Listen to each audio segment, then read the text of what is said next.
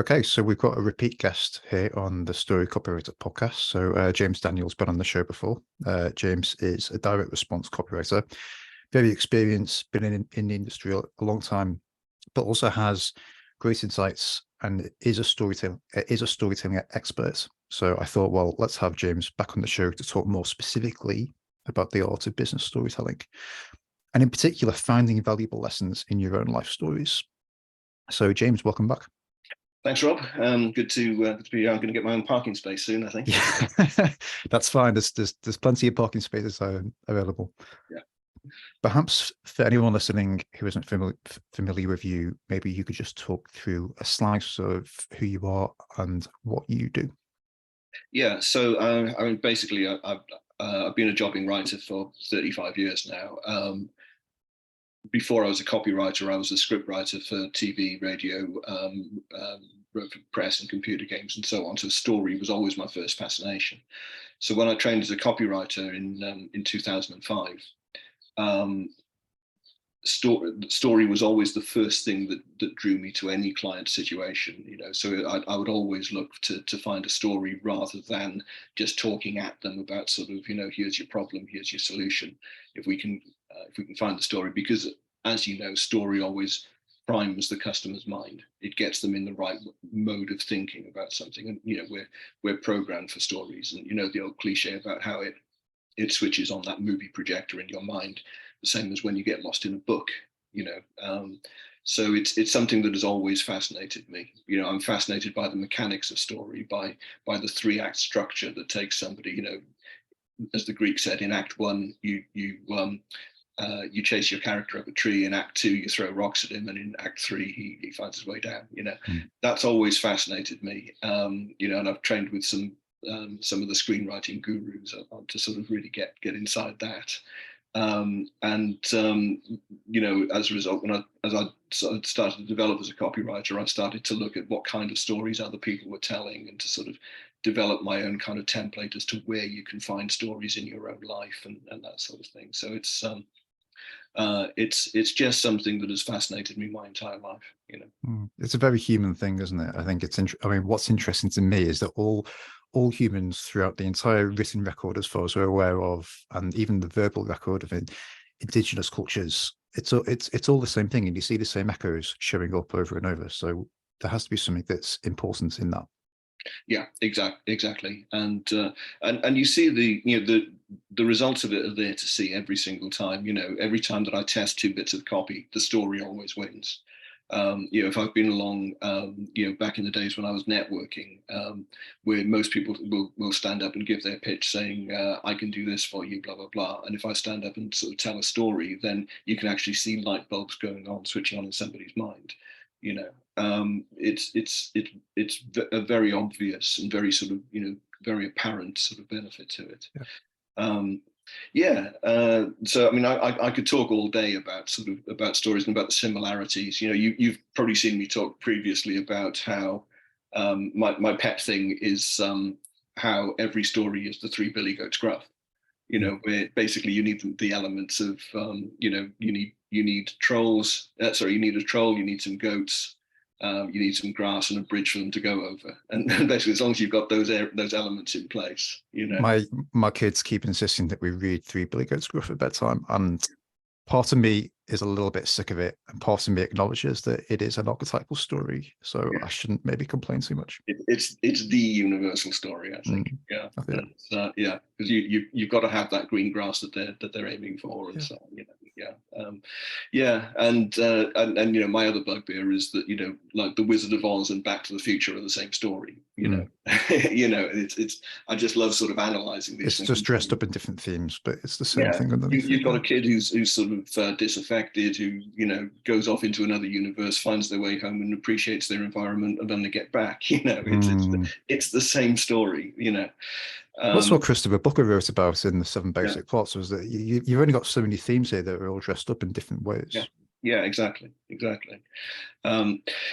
So I mean, I talk about this a lot, in sort of training seminars, and I've occasionally sort of done after dinner talks about the whole story thing. And what I tend to use is one particular thing, one particular event from my life and it's quite a big story. So it's a bigger story than you might use in, for example, an email or something like that.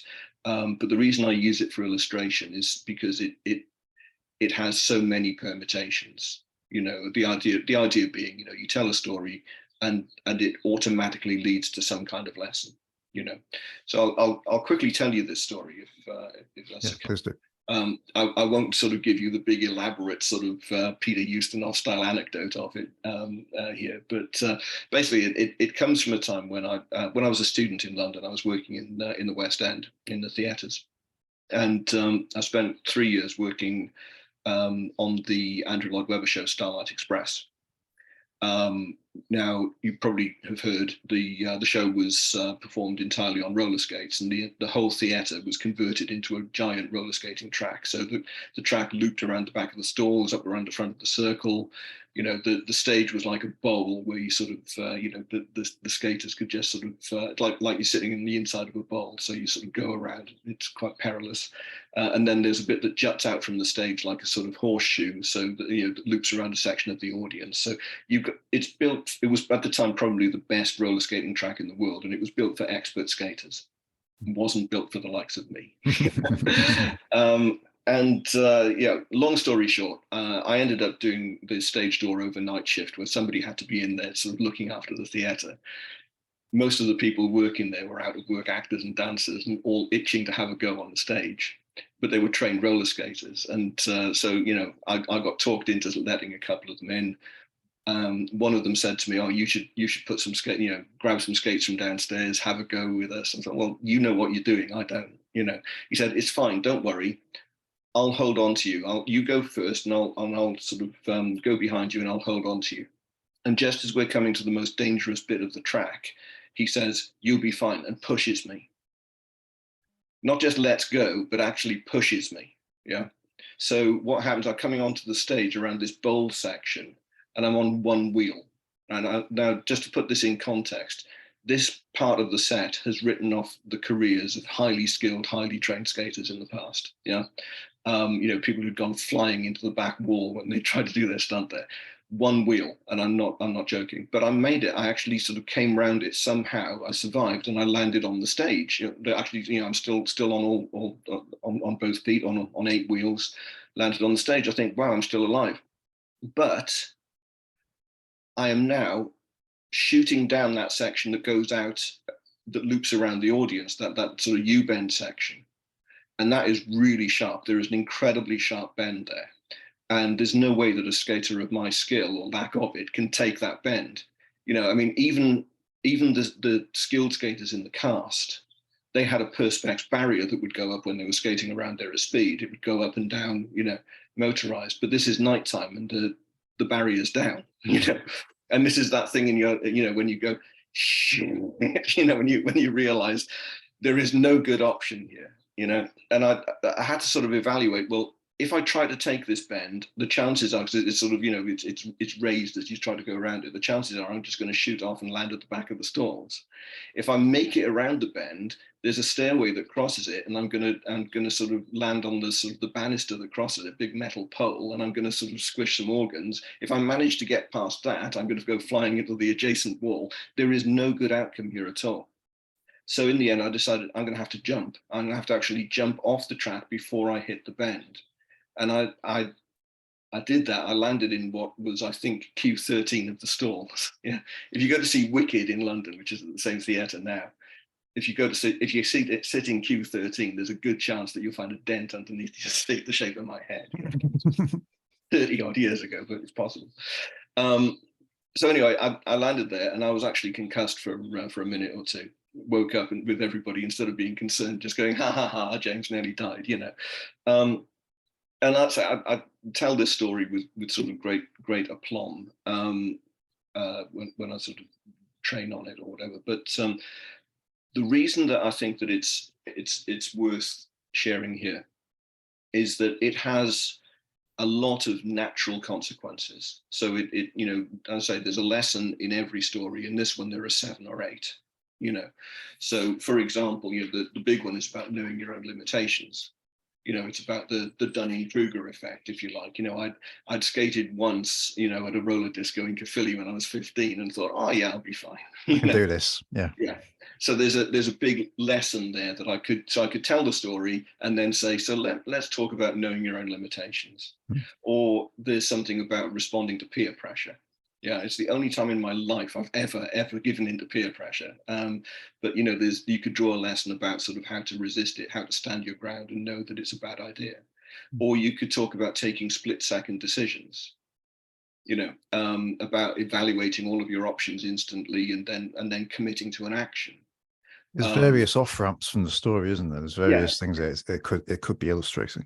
Yeah, exactly. So you know, it's the idea of it is the story primes your mind, gets you ready for the juicy information or the helpful information that follows, in a way that just giving the information simply won't. You know, if we just sat down and said, let me tell you about how to know your own limitations. First of all, understand, you know, I'm already bored. Yeah, and you've already said about 4 words. So, but because your mind is now switched on to this, you are receptive to the lesson that follows. And I think, you know, for me, that's a fascinating thing, you know. I'd just like to throw something at you. So I think a lot of people are trying to find the perfect story to match the message. And I don't think it's actually necessary, because each story actually has a sort of versatile number of applications. I'm more often trying to get people to identify interesting stories and then find some kind of off-ramp in the story where you can make this connection. Yeah, and I mean, I always say that you can do it either way. You know, if there's a point that you want to make, you can usually sort of reverse engineer that and find a story that will lead into it. If not from your own life, then, you know, you can even create your own sort of fables, you know. But usually it's better to just find the stories in your own life, because there are always lessons that you can draw from them. So to take the reverse process, I wanted to write, when I was writing emails for a marketing agency a few years ago, I wanted to write something about not trying to do everything yourself and bringing in an expert. And I thought anything from real life in that is going to sound too sort of like, you know, hey, I'm the big I am. Yeah, too boastful. So I wrote a sort of parable instead, which was a story about a farmer who had problems with mice eating his grain. So he built a very elaborate mousetrap. You know, he spent forever doing it, and, you know, caught a couple of mice and celebrated that. But meantime, all the mice he didn't catch had eaten his grain, and he was now going out of business. He spoke to the farmer from the next farm. You know, well, how did you get around this? He said, I bought a cat. You know, and the lesson that comes out of it is, you know, look, some people are naturally disposed to help you. You know, somebody has a natural disposition, just bring them in. Don't try and sort of fake it to do what is not you. You know, what you're not naturally aligned to. And I think that worked there to sort of, you know, to start with the lesson that you want to draw and create the story to match it. But usually, I think you'll find the best stories by looking into your own life. Because there are always lessons you can draw from it, particularly if you're in any business that helps people to grow their business or to grow themselves. So if you're a coach, a life coach or a business coach, if you're a marketing consultant, a copywriter, anybody who helps people line their pocket or live a better life, then those fields lend themselves to those kind of metaphors where you can tell a story that is completely unrelated and still find a parallel. Yeah, I'd like to explore this idea of story selection a bit more, because I think one of the things that comes up in storytelling circles is to kind of really understand the customer and try to find overlaps between your story and their story. So you have this kind of Venn diagram.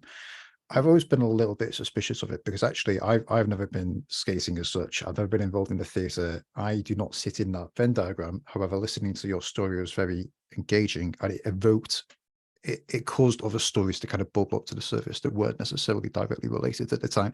Of times when, you know, those off ramps are equivalent. So it's been about snap second decisions, or it's been about situations where I've put myself in, you know, a lot of peril. And I just wonder what you thought about that. Like, do you kind of go down the road of thinking about, well, who is the customer avatar and what's going to kind of resonate with them, or are you just trying to tell interesting stories that will be in their frame of reference? I think it starts with, if they're the right readers for you, then there is a degree of affinity there between your life and theirs. Mm. And I think it's largely in the telling as well, in the sort of the style of how you tell the story. But I think that a story that has a human sort of backbone to it, if you like, is interesting regardless. Mm. And of course, it varies from industry to industry. You know, I mean, something that really annoys me is when sort of self-appointed gurus in particular will say, look, every business is different. You know, look, buy my email course. Every single business should be sending daily emails. You know, it's rubbish. There are people we don't want to hear from. You don't need to hear from a locksmith every day, because that's demand driven. You'll call them as long as, when you need them, when you're locked out of your house, as long as you can see that they've got the necessary credentials, you will trust them. You don't need to have heard from them. And there are other people you just don't want in your life. And I think we've talked about this before. You don't want your local funeral director, you know, popping up in your inbox saying, you know, let me tell you about that time that I got locked out and lost all my clothes at the hotel. By the way, you're going to die soon. You know, Yeah, no. you don't want It's not the use case for it.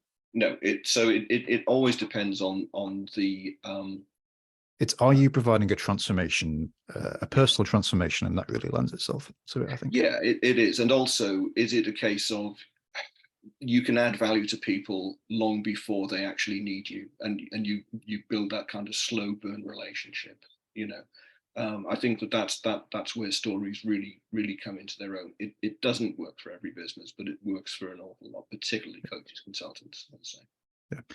As you were telling me your skating story, I was actually thinking about playing rugby. And I used to, well, I went to a grammar school, so we kind of got roped into playing rugby. I realized about 4 years too late that it was actually optional. I could have just, you know, said, no, thanks, I'll do cross country or something, less violence instead. But I ended up playing rugby. And then because I was quite fast, you end up playing for the school team. And then the higher up you go in the rugby ladder, eventually you come across someone who's bigger than you, faster than you. You're going to get your face sort of pushed into the mud, maybe break a few bones. And that was a story that came to me. And it's like, well, that story doesn't like necessarily overlap that much with my clients, especially if I'm writing to someone in the US. But it's not really about the rugby. It's about if I was writing it, I would write about the experience of being on the pitch and facing this number 14 that's opposite me, that's eyeballing me. He's looking at me saying, I'm going to get you. And he did. Yeah. But there are always parallels, because it's a human story. It's ultimately a story about fear and about perhaps, you know, getting in out of your depths, you know, and the parallels in there are very sort of rich, you know, in terms of, look, you probably came into that match filled with confidence because you'd come up through the system, you'd been playing for your school for a while, and then all of a sudden something happens that makes you completely doubt yourself. And how do you cope in that moment? So, you know, the parallel is immediate. You know? Yeah, the lessons are universal. The specifics are, the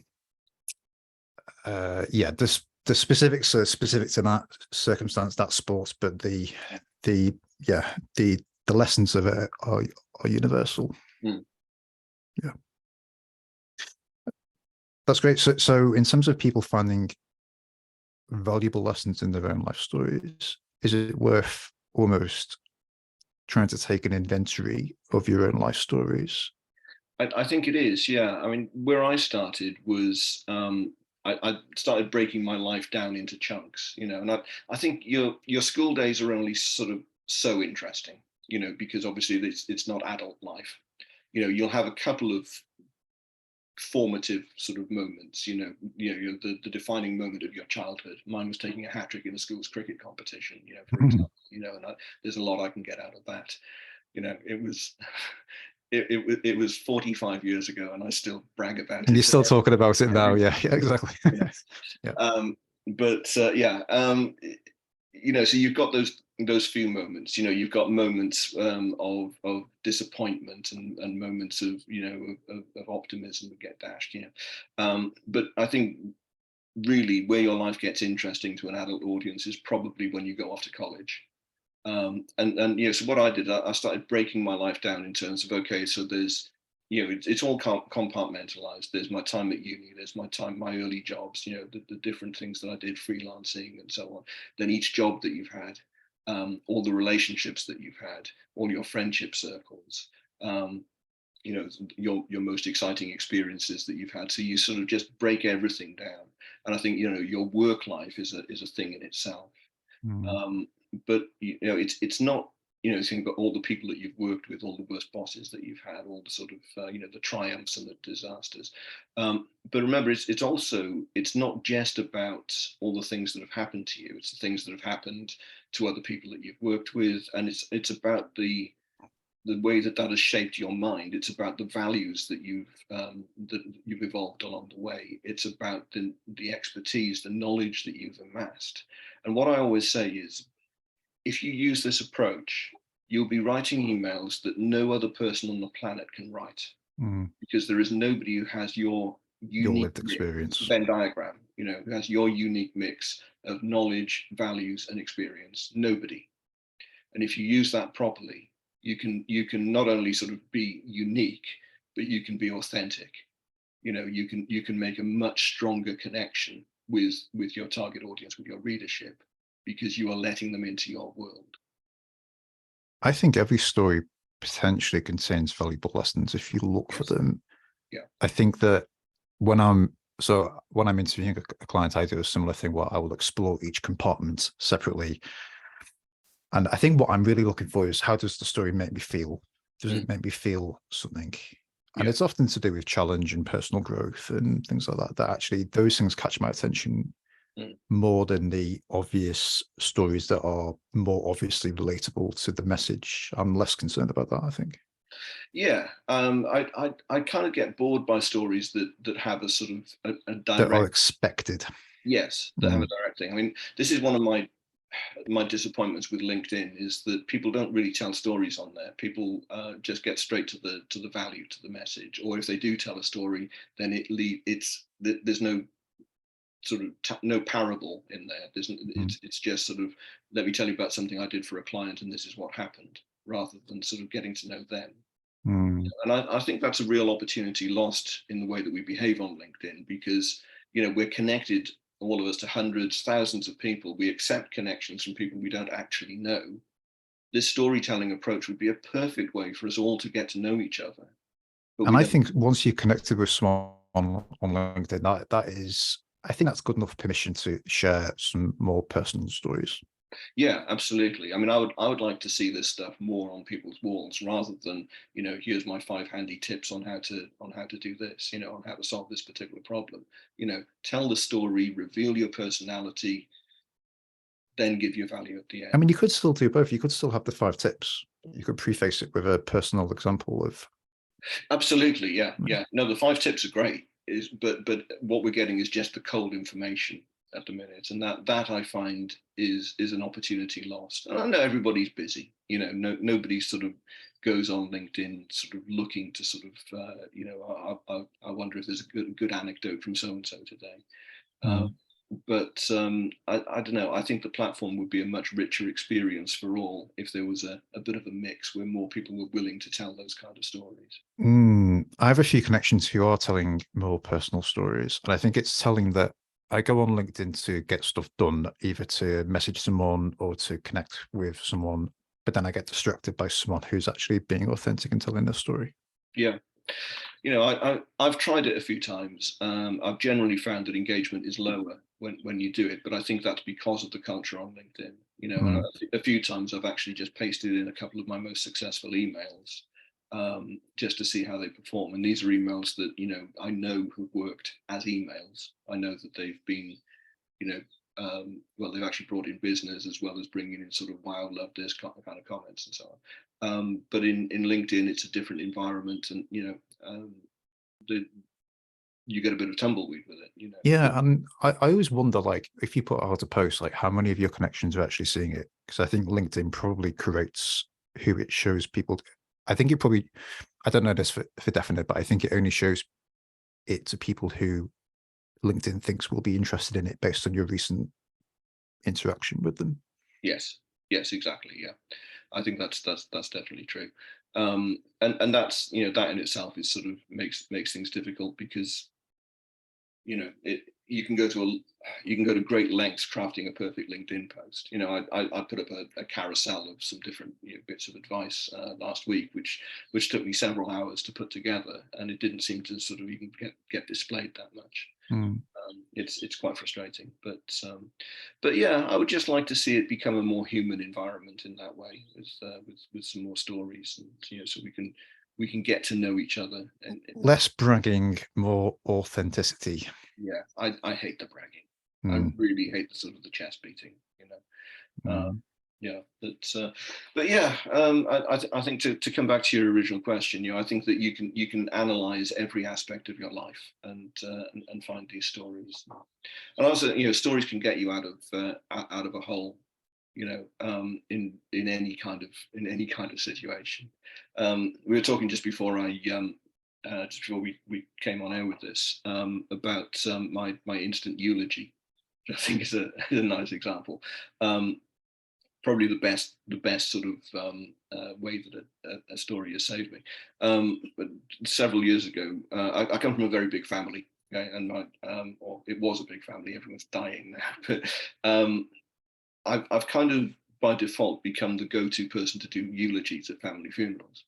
That's interesting, because so have I. I spoke at both my Yeah. grandparents' funerals within a few months of each other, and I just told stories because well, that's the least I can do. Yeah, it's all you can do, and I quite enjoy doing it, because I think that every life should be marked with a tribute, and I find it very sad when I go to a funeral and see that, And it's all a bit dry and functional. Yeah, I don't like that, so it's always been, somebody dies, oh, James will do it, and I don't mind as long as they ask me in advance.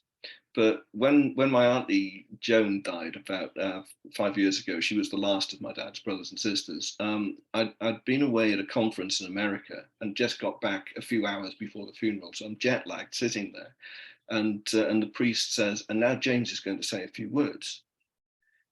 and That's a tough gig. He knows me from other funerals, and he's looking straight at me, and I'm looking around going, "Well, is there another James in the family? I don't know." No, it's you. And my auntie had 2 children of her own, so it wasn't like I was the only option. Anyway, they said, "Yeah, sorry, we didn't ask you. Can you do it?" So seconds later, I'm standing at the lectern thinking, okay, use this principle, tell a story, draw a lesson from it, and get off the stage. Just so literally the first story that came to mind was the most innocuous and most sort of kind of banal thing that that you could possibly come up with. The story, basically, my auntie was a cleaner, and a few years earlier, she had helped my dad to get to clean this big old metal bathtub, because my dad just couldn't get it clean no matter what. And she said, "Okay, hold my beer, I'll do it." Brought up all her best cleaning materials, stayed with the problem until it was done, just talked about that and said, because that's who she was, because she would do anything for her family, and she would never give up on anything. So there are sort of lessons to come out of this, and I'm just pulling this stuff out of my ass, but it was just a way then that led nicely into a sort of a quick spontaneous tribute, as a way of saying, so so there we are, so God bless her, and sort of got off the stage. But I think that's the beauty of stories, that it doesn't have to be, you don't have to tell Gone with the Wind or anything as elaborate as the skating story I was telling. It could be anecdotal. Yeah, it could be very, very simple, a tiny slice of life that feels so irrelevant it's barely worth telling, until you draw the lesson from it, and then you realize that the whole thing has value. Yeah. I mean, the story that I told about, so I did the same thing for my grandparents, and I think when my granddad died, I told a story about, like, we used to go and watch a lot of rugby games. So I obviously played rugby at school, and he would be there on the sidelines watching with this like worried expression as I was having my face driven into the mud by some by some massive winger. But then we used to go and watch rugby as well, and it was on the way to one of these rugby games that I mentioned that Tranmere Rovers was the football team that I supported, that had made it to the League Cup final at Wembley, and I didn't think I'd get a ticket, but kind of left it at that. And then anyway, the tickets came around on general sale, and it then transpired the next day that my granddad had gone and camped outside Princeton Park, which is the home ground of the Tranmere Rovers, with about 20 other people sat there all night to be first in the queue to get tickets to go and watch Tranmere play at Wembley. So we went down to Wembley, we watched Tranmere lose to Leicester City, and then I eventually managed to thank him. So the next year, Tranmere played Everton in the FA Cup, and we were 2-0 up at half time. And as he was the only Everton fan I could think of to call, I rang him just to make sure he'd seen the score. Yeah. You know, there's all sorts of like things that you could tell about that. You know, it was dedication. It was doing anything for someone.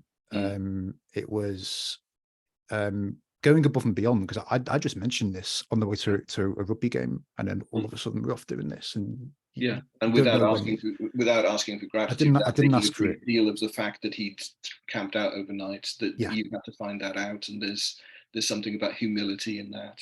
Yeah. I mean, that's a much better story than mine with the bathtub. But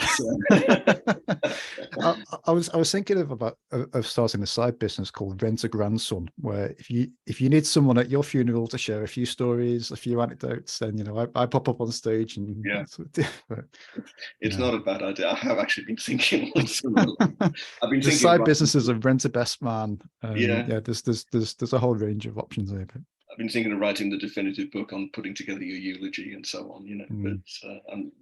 But it's about number 25 on my list of projects, and I might get to it at some point. Maybe one day. Yeah. You mentioned before the call about the Superman story being one option for telling your story, and particularly in regards to your about page. And I wondered if you could just talk through that. Yeah, absolutely. Yeah. So I think, you know, in a typical story, you have a main character who goes through some kind of transformation. But there is a kind of character who initiates the transformation, but doesn't actually change themselves. And Superman is an example of that, as is Mary Poppins, as is James Bond. You know, they go into other people's lives, they affect change, but remain constant. And what I find is that is a very useful device for case studies and about pages. About pages in particular, because, you know, about pages should be the best part of any website, but they're usually the worst. You know, they are the definitive opportunity missed, because it's typically, you know, we are passionate about this, or we've been in business since 1836, so you can trust us, or all of this rubbish. While if they actually told stories where they talk about the difference that they make in customers' lives, then you could do something. You know, what I always say to people is, start with the story of how you helped an Uber client. You know, who is your typical sort of everyman client? What was their problem? How did you go in and solve it? How did that change their life, in the classic sort of transformational case study format? But you talk about it in a narrative way, and you don't formally structure it like a case study saying the client, the problem, etc. You know, it's just a narrative, and the focus is on them. You're kind of incidental in the story. You are Mary Poppins. You know. The story of Mary Poppins, the main character is Mr. Banks, not Mary Poppins. Yeah. So your client is Mr. Banks, and you are Mary Poppins, and you are focusing on them, on the problems that they faced, and how their life is better as a result. You know, it's the classic sort of irony that your about page is not actually about you at all. So, you know, you start by telling that story, and from there you move into a reflection of, you know, this is the kind of, kind of way that we work with our clients, the kind of help that we deliver. We do it, you know, you can then sort of expand a little bit on your method and the types of people you can help, the types of people you can't help, etc. But it's that initial story that gets them, that makes that connection and gets them thinking, you know, first of all, warms them to you personally, and also switches them onto the right way of thinking as to whether they're an appropriate prospect for you. So I think that's always a very effective approach for that kind of page. I think Superman's an interesting word for it, because when you're in the zone doing what you do best, you look like Superman. Yes. I think because we all undervalue our skills, and we all it's just doing what you do it on a normal day at the office. But for the person who really needs your help, you doing that, and it might only take you 5 minutes, but you look like Superman in that moment. So Yeah, so you get to play Superman, yeah, and then tell a story about how you swooped into this situation and made something very difficult look very easy, because yeah. that's the definition of being a professional. Exactly. And then you fly off asking for no credit, and just sort of saying, well, glad to be of service, and go off and change somebody else's life. Yeah, perfect. And you can do that in a way where, you know, with implied modesty. And Hmm. I think that that's really important, because we were saying earlier about the kind of the bragging that happens on LinkedIn. You know, you can you can talk about what you've done and how you've changed somebody's life without the chest beating. You can allow people to draw their own conclusion in terms of, wow, this person has done something special there. To the point where, and this is probably because I've been conditioned to not to brag my entire life, from a very early age, but to the point where I will sometimes even write in the account of what I've done for a client in the passive, in Mm. passive wording rather than active, so that it's sort of, then this was done, then this was done, so that I'm not Mm. seen to be going, hey, look at me, I'm the big I am. That might mean that, might be a sign that I need therapy or something. But I know. but I think sometimes there is an argument for that. If your copy is feeling a little boastful, then switching from active to passive sometimes can be a way of toning it down a little. Not that you want to sort of, dismiss, the credit that you're due, but that sometimes it can make you look a little bit less conceited. I think people obviously don't blow their own trumpet enough, Mm, and obviously you need to blow your own trumpet a bit. But I think it's also quite comforting to make it about somebody else that mm, isn't just you talking about you. I think it's mm. probably I think it's probably the easiest way to blow your own trumpet, I think. Yeah, absolutely. And through testimonials, what somebody else says about you is far more useful. But I was commenting on somebody's post on this a couple of hours ago about, I a few years ago I was top of Google for the phrase expert copywriter, which was quite a nice gig to have, to sort Mm. of be at the top for that. I would not claim to be the world's leading expert copywriter, or necessarily even the top one in this street, but for some reason I was there. Um, what happened was I saw that I was beginning to rank from a testimonial that had dropped in from a client who said James is an expert copywriter. So because there's no way I was Right. going to say, hey, look at me, I'm an expert, so because then you sound like Theresa May going, look, we're strong and stable, and people just don't warm to that kind of self But flat. if it's someone else saying it, Yeah, that's exactly. okay. Mm. So, if you can use a client's testimonial as your main headline and put that in there, then all of a sudden it's there, but it's not you, and Mm. that was quite effective. In the end, I actually found the ranking was worth a lot less than I expected it to be. So I kind of moved in a different direction. But it's very valuable to sort of use somebody else's words for those moments that where bragging needs to come in. Mm. Do you have any other comments on gathering good, engaging testimonials? So, for instance, something that I do in mine is, firstly, I don't gather them. I ask my virtual assistant to gather them, because people will tell him things that they won't necessarily tell me. Yeah. I also then ask him so he will ask people, what was the situation before? What Mm, were you worried about before?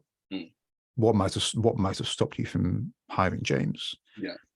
And then what did you find? So you get this kind of before and after thing, because then the before, I was worried about this, that relates well with people who are also researching potentially, I think. Yes. Yeah, it I just does. I wondered mean, if you had any thoughts of ways to gather, because otherwise testimonials are it can be a bit like eating a packet of Skittles, like it's overly sweet. I'm like, well, where is the challenge? Where is the yeah. other side of it? Yes, exactly. I mean, to be honest, I think you've just summed up my entire approach to it, which is, get somebody else to do it, and, say to them, look, I'm not looking for James is really, really good, honest. I'm looking for, talk about the challenge that you had, talk about your hesitation, talk about sort of, why you realized that your fears were unfounded. It's everything that you just said. Um, but I think that you know, again, it's the story thing. It's the case study approach of sort of, you know, problem and transformation. I think that once you can train a client in terms of, you know, look, this is what makes a good case study, a case study type testimonial. Yeah, I think that suddenly that tends to switch on a light with a lot of clients. As soon as they realize that's the way to do it, then I've found that very good testimonials come back as a result. This has been great, James. Is there anything else we should talk about before we sign off in regards to finding valuable lessons in your own stories? No, I think we've covered a lot of ground here. So I think it's just about being willing to take the time to mine your life, to mine your experiences, and you know. This is the big problem, is that we don't do it because it feels like it isn't work. So we don't give ourselves permission to go to the cafe and spend a few hours exploring it, because you feel like, because your brain goes, I'm not being productive. I should be doing work that generates income, or responding to emails or whatever. Exactly. And to be honest, it can feel a bit self-indulgent as well. Like you're sort of thinking, you know, what there's that little voice inside you thinking, well, why should anybody be interested in you know, the time that this happened, when, you know, but as people get to know you through email, you know, they do start to take an interest in your life, and you have to keep reminding yourself that the story is just the sort of the first part of the piece, and it's always about what's the lesson that spills out. You have to, if it's feeling like this is a futile exercise, this is, you know, this is you know, a little bit too, let's say, self-indulgent, you have to keep reminding yourself of that. Yeah. But it's definitely worth doing it, even if you set aside a day, an entire day, just to sort of mine your whole life. You would be amazed. I would say most people would be able to come up with a year's worth of stories, even for daily emails. You could come up with 200, 300, 400 stories from different parts of your life if you really start and think about it. I've been finding with clients, it's most productive to do it in stages. So we'll do like an hour's interview up front, but we'll identify sort of 10 to 15 stories. They then go implement those, create some social posts. So LinkedIn is a good sounding ground for testing out some stories. And it might be that, you know, it's not a huge leap to convert a LinkedIn post into an email. So we do a bit of work, they get some feedback. That feedback validates the importance of continuing with the process, and then you kind of carry on. I think that kind of approach is maybe a bit easier to implement than saying, you know, take a day off and come up with 200 story ideas. Yeah, I mean, I think it's different for everybody. That's how I did it. Yeah. But then, you know, I'm more in your camp, but with clients, I found that there's slowly approaches. I think so. Yeah. You know, I'm a bit OCD about this stuff. And once I get my teeth into something, then, you know, you can't stop me, you know. But yeah, it's got enough momentum. I mean, in this guide that I put together on developing your own stories, Email Infinity, you know, there's an accompanying 7-day course that says, you know, we'll go through over the next 7 days, work through this, and let's put together you know, enough stories for the year. And it breaks it down day by day, saying, okay, so today we've been talking about how to mine your work life. Today we've been talking about sort of, you know, your formative years and so on, you know. So yeah, you do it bit by bit, and just sort of initially all you're looking for is that sort of brain dump of that story will work, and then you can start to tie individual stories to individual lessons later on. There's a pairing process where it's like you've got 2 columns of data. In column 1 you've got your stories, column 2 you've got lessons that you want to draw. You know, you see where they match up.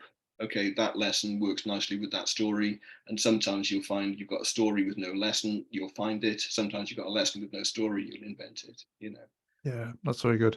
I think one of the things I see people doing is judging stories as you're brainstorming them.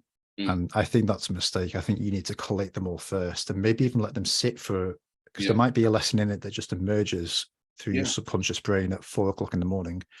Exactly. Yeah, exactly. I mean, they do say that the worst time to be creative is when you're sitting down, you know, facing a blank page, that you come up with your best ideas when you're in the shower or mowing the lawn or emptying the dishwasher, you know. That's when the inner muse is most active. Yeah, exactly. Or like I say, 4 o'clock in the morning when you can't sleep, or, you know, yeah, exactly. So I have a kind of a rule that I apply ruthlessly, which is the moment an idea comes to me, unless I'm on a deadline, I have to stop and write it. Yeah, and it'll only be a first draft. You know, it might be that I give it 10 minutes just to get the idea down, and then it'll go into my file of, you know, develop this. But the idea will never be as ripe as in that moment when you first have it. Um, you know, doesn't mean you should fire it off straight away and let people see it, but get it there, lock it down so you know what it is, so it's something you can revisit in the future. Yeah, I'm always trying to get my students to do this, is to store it as soon as it comes up. Mm. Try to organize it so you can actually retrieve it, because people make notes and then it's not in a format where you can actually dig it up again. It's just in a big notepad or something. It's like, Yes. well, that's also no good, which is a reason to do it electronically, ideally, because you could then search for it or tag it in some way. Yeah, I mean, what I've started to do is to actually build everything into a spreadsheet, so I can sort of, you know, okay, it's got this tag, you know, it's on this subtopic, and you know, and so on. This is about this bit of my life, and it relates to this kind of lesson.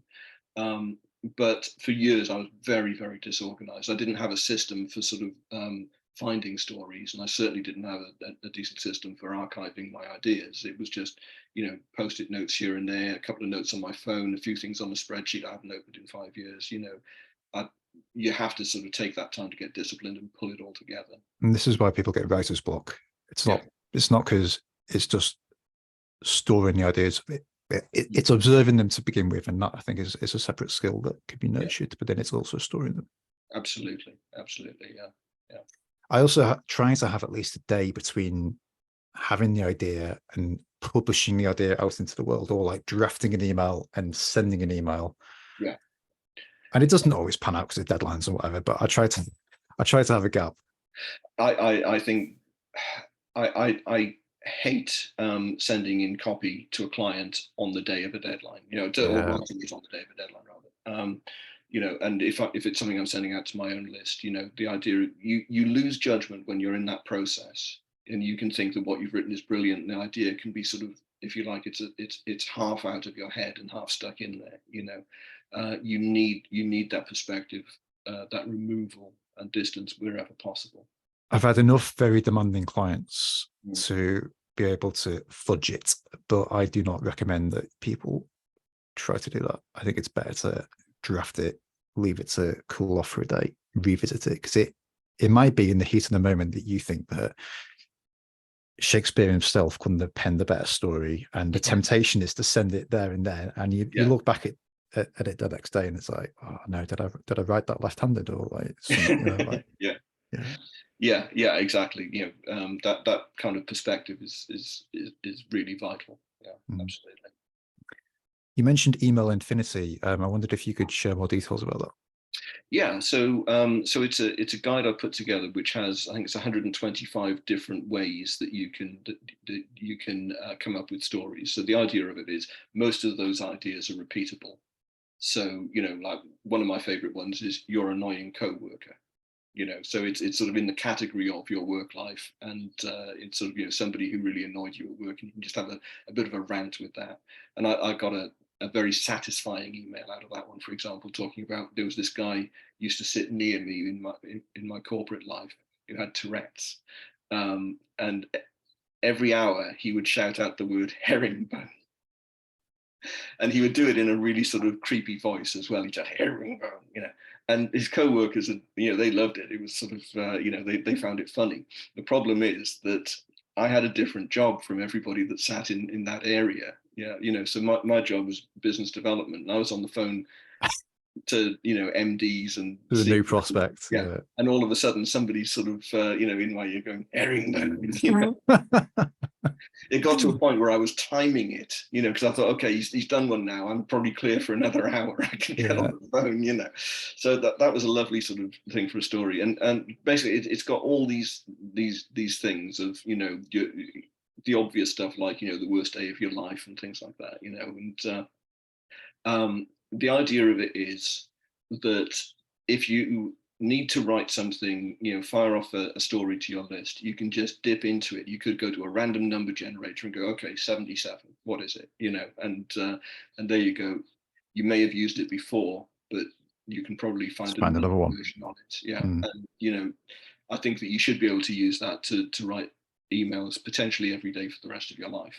I'm not saying that it's absolutely definitive, because I'm sure that there are are ways that I've missed out of it, but these are ways that have worked for me, and also, from emails that I've analysed that have come from, whether it's sort of high-profile email marketers or from people with smaller lists who I just happen to admire as writers, not necessarily even copywriters, just anybody who sends out interesting emails. I've said, okay, well, yeah, that's the kind of story that they're telling in this email, and that will go into the list.